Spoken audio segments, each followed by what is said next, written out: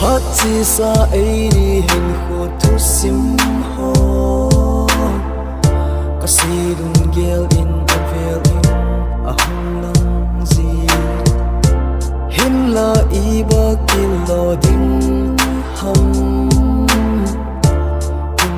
mai zin tange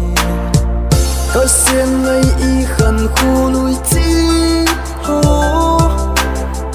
nam mil so hi nam nam in vang hin mil zo na na te a hin ken vang ka gel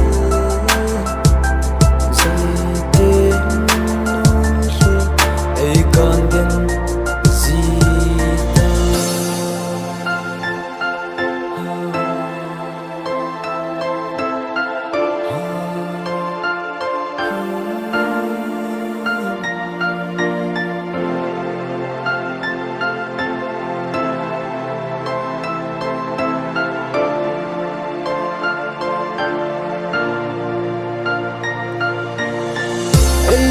ka ahian na hum so hi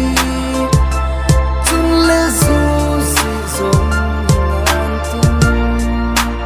in la ai ka la lung se di ta lo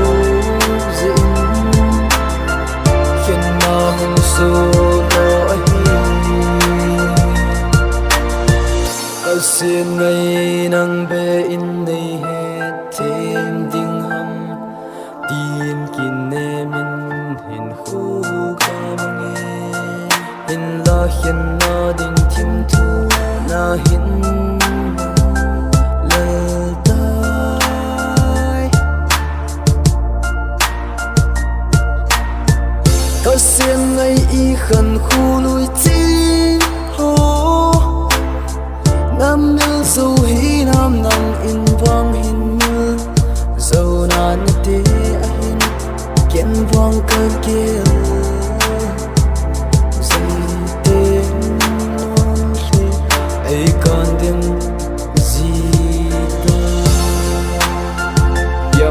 feel this bad and know the body hit free it's coming baby I'm come back here with a waiting girl had a mission that we did by loving the baby and trying not to loving the baby the proof it's won't tell me how much I love you know that I think you love in the falling and waiting come there I'm waiting girl missing for my wife for my behead and not for the person's taking curry oh without me how to speak I've no to speak and now we out before how to speaking I've no fear I only need my heart alone with a broken tell me baby oh for in my heart is just ready there I know that I'm praying not with the spot I'm sorry baby